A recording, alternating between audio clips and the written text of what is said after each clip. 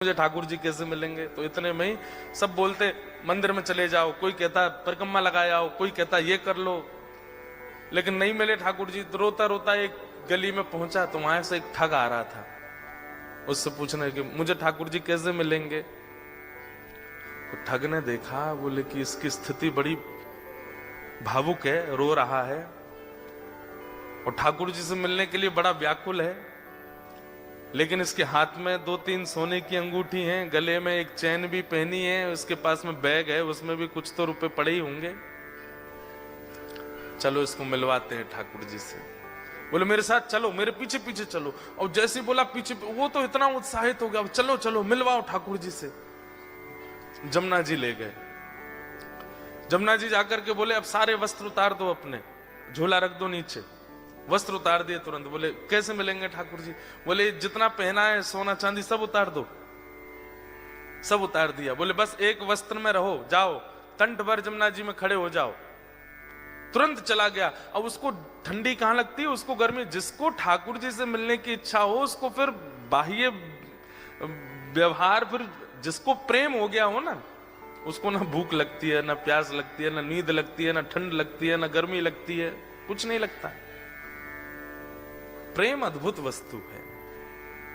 हम आप सब लोगों को जो होता है वो आकर्षण है। हम आप सब लोगों को जो होता है वो संसारी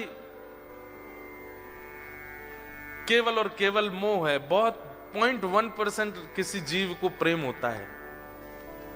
हमारा आपका प्रेम स्वच्छ नहीं है, लेकिन जिसको प्रेम हो जाता बाधित नहीं करती। अपने प्रियतम को अगर देखना है तो कितनी भी ठंड पड़ रही हो वो ठंड में जग जाएगा। अपने प्रियतम के लिए भूखा रहना है तो रह लेगा। चला गया, यमुना जी में खड़ा हो गया कंठ भर जल में और बोले नेत्र बंद कर लो। और नेत्र बंद करके श्री राधा पुकारते रहो। जब तक मैं कहूं नहीं तब तक आंख मत खोलना। जैसे ही ठाकुर जी सामने आएंगे मैं बोलूंगा कि आंख खोलो, तभी खोलना। तुरंत आंख बंद करके खड़ा हो गया। ठंड पड़ रही थी, कंठ भर जमुना जल में खड़ा है। श्री राधा श्री राधा श्री राधा श्री राधा। ठग ने सारे कपड़े उठाए, झोला उठाया, अंगूठी अंगूठी सब उसकी ली, भाग गया। वो बेचारा खड़ा है जमुना जी में। इतने में ही निकुंज में विराजमान श्री किशोरी जी ठाकुर जी के पास गई। बोले श्याम सुंदर देखो तो एक वैष्णव कितनी में विराजमान श्री किशोरी जी ठाकुर जी के पास गई। बोले श्याम सुंदर देखो तो एक वैष्णव कितनी ठंड में जमुना जल में खड़ा होकर के मुझे पुकार रहा है। ठाकुर जी बोले तो क्या इसको दर्शन देना है। ठाकुर जी बोले इसने कोई ऐसा पुण्य तो किया नहीं है, ऐसे कोई इसके भजन साधन तो है नहीं इसको दर्शन। बोले कि आप वो करिए जो हम कह रही हैं, बस इसको दर्शन दे के आओ। देखो कितना बेचारा परेशान हो रहा है। ठाकुर जी बोले ठीक है जाता हूं। इतने में ठाकुर जी प्रकट हो गए और त्रिभंग ललित स्वरूप धारण करके जैसे ठाकुर जी प्रकट हुए वंशी नाद करने लगे। वेणु की ध्वनि जैसी उसके कानों में पड़ी तो वो जोर से बोला श्री राधा श्री। अरे भैया ये वंशी कौन बजा रहा है। श्री राधा श्री राधा श्री राधा। ये चंदन की सुगंधी कहां से आ रही है। श्री राधा श्री राधा। ये अद्भुत तेज जैसा मेरे मुंह पे क्यों पड़ रहा है। अरे भैया ये कौन है सामने। ठाकुर जी बोले जिसको तुम ध्यान कर रहे हो, जिससे तुम मिलना चाहते हो। अरे सब जगह जा के कहते हो श्याम सुंदर से मिला दो, हम तुम्हारे सामने खड़े, चलो नेत्र खोलो। वो बोला आपके बगल में मेरे गुरुजी खड़े हैं, उनसे बुलवाओ। वो अगर बोलेंगे नेत्र खोलो तो ही खोलूंगा।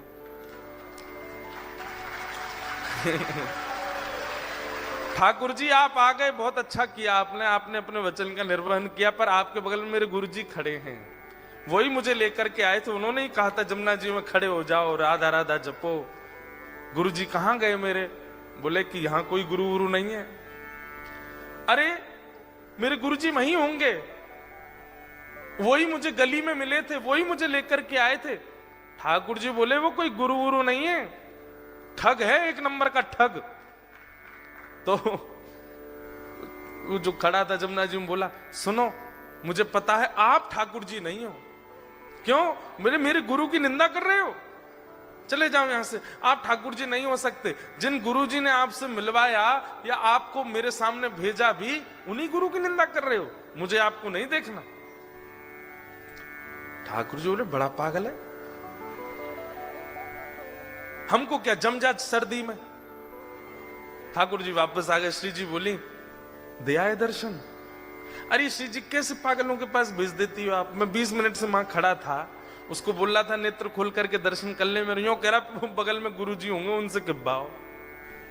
उसका गुरु वो ठग है, एक नंबर का चोरी करता है, ब्रजवासियों की चोरी करता है। उसको तो किसी दिन बताऊंगा मैं, उसको गुरु माने बैठा है। इनको इतनी बुद्धि नहीं किसको गुरु बनाना चाहिए, किसको मानना चाहिए, उसकी बात मान के बैठा है। श्री जी बोली या तो उसको दर्शन दे के आओ, नहीं तो हम नाराज हो जाएंगे। उसको दर्शन दो। बोले अरे वो गुरु की आज्ञा मानेगा। बोले तो गुरु को खोजो पहले, गुरु से। आप कितनी भोली हो, कितनी सीधी हो। बताओ, उस ठग ने जीवन में कुछ अच्छा नहीं किया, उसको मेरे दर्शन करवा दो। ठाकुर श्री जी बोली आप ये विचार क्यों करते हो कि किसी के पास योग्यता होगी तो ही दर्शन दोगे, अयोग्यों को दर्शन नहीं दे सकते। हमारे ब्रज में एक कथा बताते हैं कि जन्माष्टमी पहले आती है राधाष्टमी से। तो जन्माष्टमी पर एक होड़ होती है हमारे ब्रज में कि जन्माष्टमी बड़ी होगी कि राधाष्टमी बड़ी होगी, किसमें ज्यादा धूम मचेगी, इसकी होड़ होती है बड़ी। और ये होड़ आज से नहीं चल रही है, ये हमेशा से है। तो जब ठाकुर जी और श्री जी धराधाम पे लीला कर रहे थे, तब की एक ऐसी लीला है कि सारे ग्वाल बाल जो हैं ये प्रतिस्पर्धा में तैयारियां करते हैं कि अरे ललिता आवेगी, विशाखा आवेगी, चंपकलता आवेगी, इंदुलेखा आवेगी, सबरी आकर के देखेंगी और जैसे ही लाला की वैभव को दर्शन करेंगी आंख खुली रह जाएंगी उनकी। और ये सब भी जब जाती हैं ना ठाकुर जी के जन्माष्टमी उत्सव में, तो जाकर के देखती हैं इनने जैसो कियो या से 21 करनी है राधाष्टमी की तैयारी। तो अब की बार मधुमंगल श्रीदामा तन सुखा मन सुखा धन सुखा बोले लाला अब की बार कछु ऐसो करें कि हमारो लाला दानवीर दिखाई दे, हमारे लाला खूब दानी है ऐसा अनुभव हो। तो ठाकुर जी बोले कहा करेंगे। बोले लाला लड्डू बनवा में। बोले कितने लड्डू? बोले कोई गिनती नहीं, बनवा दे बस। और सबसे कहेंगे कि अपने अपने घर से पात्र लेकर के आओ, जितना बड़ा पात्र होगा उतने लड्डू भर के देंगे। बरसाने वारिन की आंख खुलनी चाहिए, देखो हमारा लाला कितना दानवीर। कोई इतनी बड़ी परात लेके आवेगा तो वो भर के देंगे, और कोई छोटी कटोरी लेके आवेगा तो वो भर के, जितना बड़ा पात्र उतने लड्डू भर के देंगे। सब लोग इधर देखो। श्री जी आई सब सखीन के साथ। तो जैसे ही श्री जी पहुंची तो सब सखा सवरे सिर उठा के खड़े, देखिए हमारे लाला के कैसो दानवीर है हमारो लाला। सब लोगन को लड्डू भर भर के दे रहे हो, जितने बड़े बड़े पात्र। आप सबको ब्रजभाषा समझ आ रही है? आ रही है? बोले हमारो लाला देखो आपने, जितने बड़े बड़े पात्र सब लेकर के आ रहे हैं, सबन को भर भर के दे रहे हो। इतने में ललिता बोली और कोई छोटे पात्र लेके आ रहे हो तो? वो बोले भाई जितना बड़ा पात्र उतने ही लड्डू मिलेंगे, और तुम्हारी बस चले तो इतना बड़ा पात्र ले आओ, लाला भर के ही देखो। अब तुम पे है ही इतना सा तो फिर तो 4 लड्डू ही देखो। ललिता विशाखा बोली राधाष्टमी पे बरसाने आइयो अब के तो दिखाएंगे हम। तो सबरे सखा बोले ऐसो कहा करेंगे ये? तो बरसाने में कहा कियो, सब जगह हल्ला मचवा दियो, कोई भी पात्र लेकर के मत आइयो, खाली हाथ आइयो। तो ये सुनकर के सब सखा बोले बताओ पात्रन की मना कर दिए दे तो कहा देंगे ये। सब खाली हाथ जा रहे, तो कहा देखो कि मुख्य द्वार पे ललिता विशाखा खड़ी हैं, और जितने लोग आ रहे हैं सबन को बड़े बड़े पात्र पकड़ा रही हैं, कोई भी छोटा पात्र नहीं, सबन को बड़े बड़े पात्र दे रही हैं। अब जाओ श्री जी के पास, और श्री जी वह पात्र को भर भर के दे रही हैं। जैसे ही मधुमंगल श्रीदामा सबरे पहुंचे, अरे तुम्हारो लाला तो बड़ो पात्र होगो तो ज्यादा देगो, छोटो होगो तो कम देगो। हमारी श्री जी तो पात्र भी खुद देती हैं और फिर वह भर के और दे में। ये हमारी लाडली जी हैं, ये हमारी किशोरी जी हैं। इतनो सो मोह रह गयो ग्वाल बालन को। लाला तू एक काम कर, बोले कहा तू अपनो जन्मदिन बाद में कर, हम कछु भी करें ये बात 21 ही कर ला में, क्यों 1 महीना बाद आता है श्री जी का जन्मदिन। ठाकुर जी बोले अब मैं का दोबारा जन्म लेके आऊं 1 महीना बाद? बोले कहां बता मैं कितनों कछु कर ले हो, हम तो 21 ही ने कर आवे हर बार। तो हमारी श्री जी कैसी है? अब इसके आध्यात्मिक अर्थ क्या है कि हमारे ठाकुर जी तो ऐसे भैया तुम्हारी पात्रता जितनी है उतनी कृपा करेंगे, पर हमारी श्री जी कैसी हैं? बोले पात्र भी स्वयं बनाती हैं और फिर कृपा भी करती हैं। ऐसे हमारी लाडली जी, ऐसे हमारी किशोरी जी। तो श्री राधा रानी बोली जाओ पहले उस ठग को खोजो और उसको लेकर के जमुना जी पर जाओ, बातें किब्बाओ कि लाला आंख खोल, और ये जब आंख खोले तो यहाँ दर्शन दे के फिर आओ। ठाकुर जी बोले जा रहा हूं। ठाकुर जी गए, अब ठग को खोज रहे हैं वृंदावन में कहां है। इतने में वो कहीं मिल गया, तो ठाकुर जी जैसे ही पहुंचे आंख पे हाथ, अरे भैया इतनी जोर से रोशनी आ रही है, कौन आयो? इतने में श्री राधा रमन लाल प्रकट हो गए उसके सामने। ठग बोलो आप? बोले मैं नंदन नंदन ब्रज और चंदन। अरे आप मुझको प्रत्यक्ष दर्शन दे रहे, मैं छू के देख लूं? बोले तेरी पात्रता तो ना, लेकिन छू ले। तो छू के देखे, चरण पकड़े, अरे वाह जय हो, बलैया लेवे ठाकुर जी की खूब रोवे। बोले जय जय एक बात कहूं? बोले कहा आज तक मैं यूं ही सोचो करता हूं कि मैंने जीवन में इतने गलत काम किए हैं, इतने गलत काम किए हैं, इतने गलत काम किए कि कभी गंगा जमुना भी मुंह को स्वीकार नहीं करेंगी, लेकिन आज मेरे मन में आई कि मैंने वो अच्छे काम तो किए जो आप मुंह को मिल रहे हो। ठाकुर जी बोले दारी के तेने कछु अच्छो कियो ना है, वो तो श्री जी की तो पे कृपा है गई है। बोले जय जय कैसे कष्ट दे रहे हो बताओ? बोले चल मेरे संग, वो एक खड़ो करके आयो तू जमुना जी में, वो कंठ पर गंगा जल जमुना जी में खड़ो मेरे दर्शन को, बातें जाके बोल कि आंख खोल के दर्शन कर, ये किब्बा भी आयो तो ते। अच्छा जय जय वहां जानो है क्या जमुना जी? बोले हाँ। बोले एक काम कर दो। बोले कहा मेरी पत्नी सोरी बहू को दर्शन दे दो। ठाकुर जी बोले तू चल रहा हो कि नहीं चल रहा? बोले जय जय देख लो, बहू का दर्शन नहीं दोगे तो मैं नहीं जाऊंगा।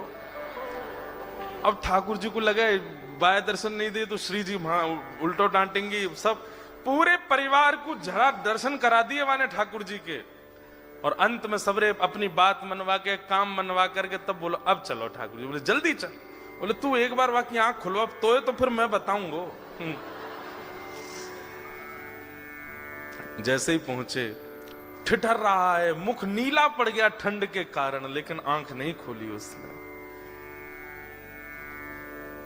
ठाकुर जी बोले ए देख तेरे सामने फिरते आ गया हूं मैं। बोले आप आ गए, लेकिन पहले मेरे गुरु जी से किब्बाओ कि आंख खोलो।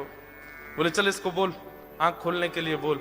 अरे भैया तेरे सामने साक्षात जगत नियंता जगदाधार साक्षात ठाकुर जी खड़े हैं, तू जल्दी नेत्र खोल के दर्शन कर ले।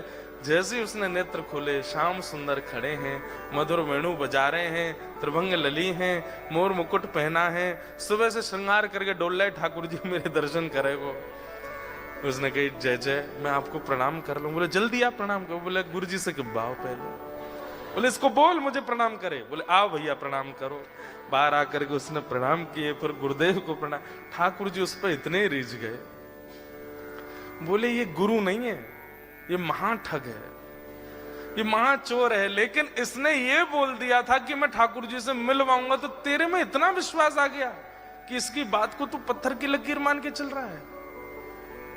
मैं तो ते बहुत प्रसन्न हूं। और ठाकुर जी ने उसको हृदय से लगाया तो दूर खड़ा ठग रो रहा था। बोले जय जय आप इसको इतना प्रेम क्यों करो? बोले है ही इतना प्रिय। बोले बनाया तो मैंने ना, प्रेमी तो मैंने बनाया, मुझे भी हृदय से लगा लो। ठाकुर जी तू भी आ, और पकड़ करके दोनों को हृदय से लगाया और दोनों को निकुंज लीला में लेकर के गए, और वहां श्री जी ने फिर कृपा करी। भगवत दर्शन। भैया सूरदास जी के इस पद को आप अन्यथा मत लिया कीजिए। सूरदास जी स्पष्ट कहते हैं इस कलिकाल में और कोई साधन ही नहीं है, साधन और नाहिया कली में जासो होत निवेरो भरोसो दृढ़ चरणन केरो। गुरु आज्ञा भले ही दीक्षा नहीं भी हुई हो आपकी, जिसकी आप कथा सुनते हैं, जिसके आप वचन सुनते हैं, जिसकी आप वाणी सुनते हैं, उनको आप मन से गुरु मान लीजिए और बस उनकी कही गई बात को पालन कर लीजिए। अगर कभी आप कोई रील देख रहे हैं और अचानक से हमारे वृंदावन के पूज्य हमारे प्रेमानंद जी महाराज की आती हैं, कभी किसी महापुरुष की आती है, कभी किसी संत की आती है, आपके सामने वो रील आ गई या वीडियो आ गई और आप 2 मिनट सुनने लगे और उसमें उन्होंने सीधा पहला वर्ड ही यही कहा कि भाई सवेरे 5 बजे उठना चाहिए, बस उसको मान लीजिए। वही चाबी है। आप सत्य बता रहे हैं, इतने सामान्य सी बात भी आप एक आचार्य की मान लेते हैं ना, उसी से ही भगवत भाव प्रकट होने लग जाते हैं चित्त में। देखो इसके पीछे कॉन्सेप्ट क्या है कि अभी आप अपने स्वयं के स्वामी बने हुए हैं, इसलिए आपकी जिम्मेवारी आपके ही हाथ में है। गलत करोगे तो भी आपको भोगना पड़ेगा, अच्छा करोगे तो भी आपको ही मिलेगा, सब कुछ आप अपने स्वामी बने हुए हो। लेकिन जैसे ही आप किसी के आसरतु होते हैं, जैसे ही आप किसी का आश्रय ग्रहण करते हैं, उसकी बात को मानना प्रारंभ कर देते हैं और वो व्यक्ति वैष्णव है, ठाकुर जी का भक्त है, तो फिर ठाकुर जी को चिंता होती है कि अरे बताओ ये इतनी दूर ऑस्ट्रेलिया में रहता है, इतनी व्यस्त क्रम में रहता है और फिर ये मेरे एक वैष्णव की बातें मान रहा है, अगर इसका कल्याण नहीं हुआ तो इस वैष्णव और मेरी इस पर कृपा और मेरा ये आश्रय है, इस पर अविश्वास हो जाएगा, इसलिए इसकी बातें पूरी करनी चाहिए। तो इसलिए आप जब किसी गुरुआश्रित हो जाते हैं तो ठाकुर जी को चिंता होती है कि भाई ये गुरु आज्ञा मानता है और अगर इसका कल्याण नहीं हुआ तो गुरु शिष्य परंपरा नष्ट हो जाएगी, इसलिए ठाकुर जी फिर कृपा करते हैं। तो चाहे सूरदास हो, चाहे कुंभनदास हो, चाहे रैदास हो, चाहे मीराबाई हो, सबको दर्शन गुरु कृपा से हो। भगवान ने गोपियों का जब चीर हरण किया था, तब चीर हरण के